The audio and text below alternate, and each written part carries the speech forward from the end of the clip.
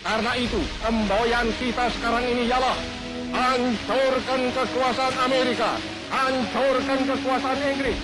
Amerika kita setrika. Inggris.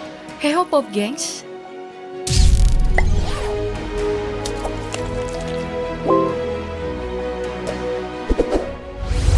Di mana ada perang, di situ ada Amerika Serikat. Udah jadi rahasia global sih. Satu lagi yakni kudeta. Amerika Serikat terlibat di hampir semua kudeta yang pernah terjadi di muka bumi. Semuanya terkuak lewat terbitan dokumen rahasia CIA. CIA memang memiliki aturan, Undang-Undang Kebebasan Informasi, yang mengharuskan CIA untuk membuka memo rahasia kepada publik jika status kerahasiaan negaranya telah kadaluarsa, yakni dalam jangka waktu 30 tahun. Dan berikut beberapa kudeta yang di mana Amerika Serikat meninggalkan jejaknya yang kentara. Throughout the night, the U.S. pounded Libya. The strikes began with more than 110 Tomahawk missiles launched mostly from... Pertama kita lihat kudeta yang pernah terjadi di Iran. Dikenal dengan sebutan kudeta 28 Mordad. Terjadi pada tanggal 19 Agustus 1953. Di mana Perdana Menteri kala itu, Mohammad Mossadegh, dilengsarkan melalui beberapa skenario. Melibatkan Amerika, Inggris, dan pihak kerajaan Iran sendiri. Hal ini tidak diakui selama bertahun-tahun. Hingga dokumen rahasia CIA dibuka pada tahun 2000. New York Times pun menerbitkan rincian laporan berdasarkan dokumen itu dengan judul Rahasia Sejarah CIA di Iran.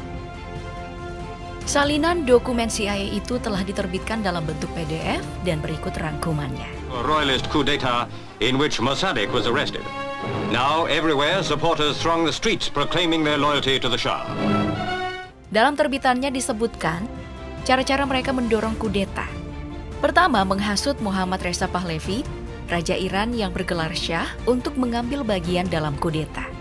Setelah berhasil, CIA melancarkan operasi Ajax, operasi rahasia di mana agen-agennya disusupkan menyamar menjadi sosialis dan nasional. Agen-agen ini mengancam pemimpin muslim dengan hukuman kejam jika mereka menentang Mossadegh. Hal ini membawa kesan bahwa Mossadegh menolak perbedaan. Sentimen anti-Mossadegh pun tumbuh di lingkungan kelompok agama. Sentimen dan tensi di Iran makin panas. Apalagi Mossadegh memang dekat dengan Soviet meski menentang komunisme. Setelah itu CIA mengedarkan publikasi palsu bahwa Mossadegh akan merebut tahta kerajaan. Hal ini pun memicu protes-protes yang berlangsung di jalan. Beberapa agen CIA juga disusupkan ke dalam massa aksi, memprovokasi hingga terjadilah konfrontasi militer.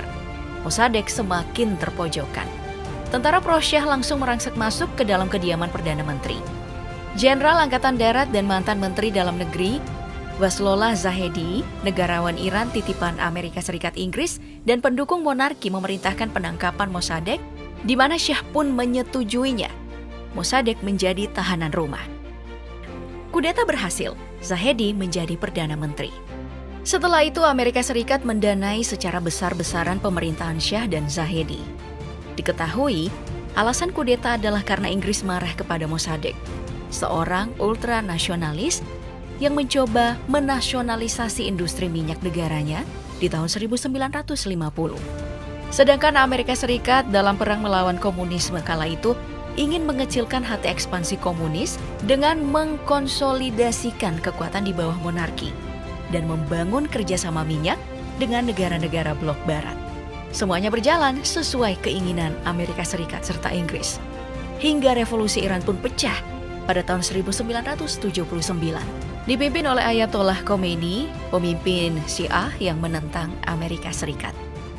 Tahun 1980, Amerika Serikat pun memutuskan hubungan dengan Iran, melarang ekspor ke negara itu dan mengusir diplomat Iran. Hingga kini hubungan Iran-Amerika Serikat tidak kunjung membaik.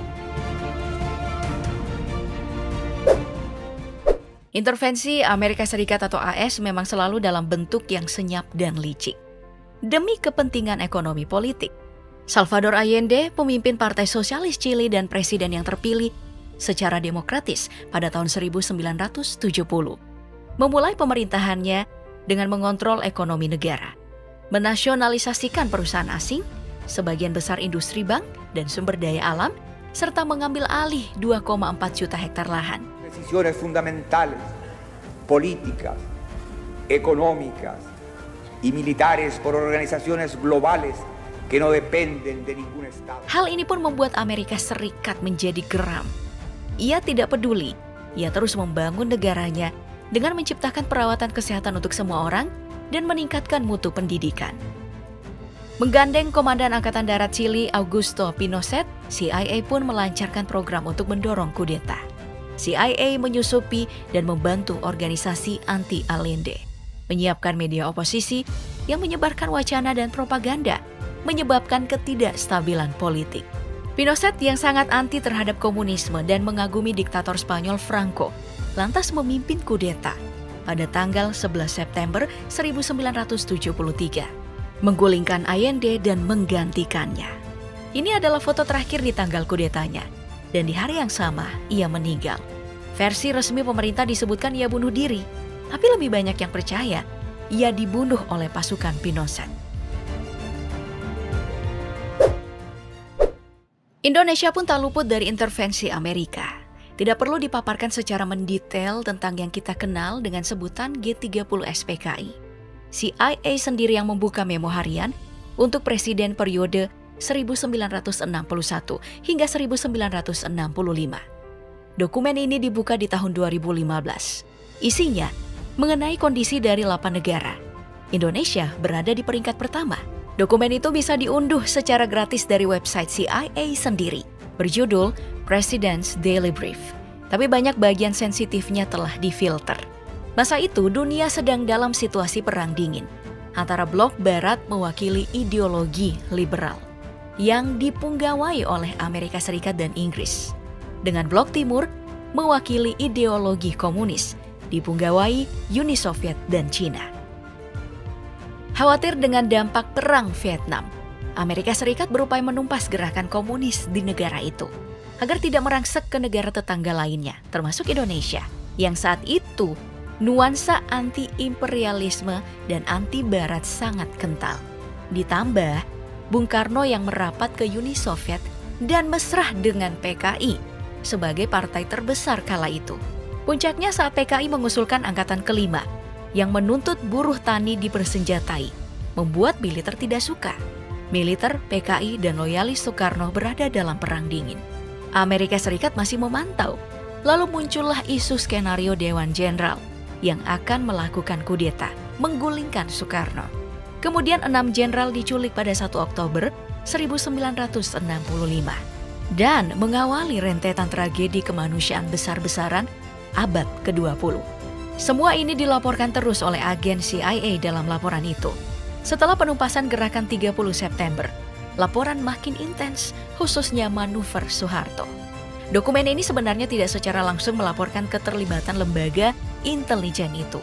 Namun dalam laporannya, CIA meminta Presiden Lyndon B. Johnson untuk bersama menunggu pemenang dari pertarungan politik di Indonesia yang akan membuka jalan menuju Orde Baru yang bisa ditunggangi kepentingan Barat. Libya salah satu negara di Afrika yang sempat mencapai puncak kesuksesannya di masa pemerintahan Muammar Gaddafi. Tahun 1969, ia menggulingkan monarki Raja Idris I, boneka negara Barat. Toppled the corrupt but pro-Western monarchy of King Idris. In his first public address, Gaddafi challenged the two powers that dominated Libya. Setelah itu, ia mencabut izin markas militer Amerika Serikat dan Inggris secara sepihak dan mengusir mereka. Juga mendeportasi warga Italia yang sangat dibencinya sejak kolonialisme.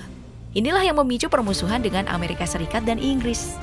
Tapi di dalam negeri, ia menjadi sosok yang dikagumi, melakukan banyak gebrakan, seperti nasionalisasi industri minyak dan perusahaan-perusahaan asing, yang hasilnya membiayai program sosial, proyek pembangunan rumah, perawatan kesehatan, dan pendidikan. Dalam sistem pemerintahan, ia memperkenalkan sosialisme Islam. Tahun 1973, ia memprakarsai revolusi kebudayaan dan mengubah Libya menjadi negara sosialis baru yang disebut Jamahiriyah atau negara rakyat. Filsafat politiknya sendiri dituangkan dalam buku The Green Book. Dunia pun melirik Libya sebagai ancaman baru. Puncaknya saat Gaddafi mendukung Palestina dan gerakan pembebasan revolusioner di semua negara yang kental akan sikap anti-imperialisme. Negara Barat, khususnya Amerika Serikat, mulai terusik. Di tahun 1982, Amerika Serikat pun melakukan embargo ekonomi. Tahun 1986, Amerika Serikat melakukan serangan bom ke Libya. Throughout the night, the U.S. pounded Libya. The strikes began with more than 110 Tomahawk missiles launched. Tahun 2011, Amerika Serikat dan Inggris mendukung gerakan anti-Gaddafi. Ia ditangkap dan dipermalukan secara keji, dibunuh bersama dengan keturunannya. Yah, begitulah. Musuh yang paling hebat adalah yang terkuat. Musuh yang paling menakutkan adalah yang paling licik.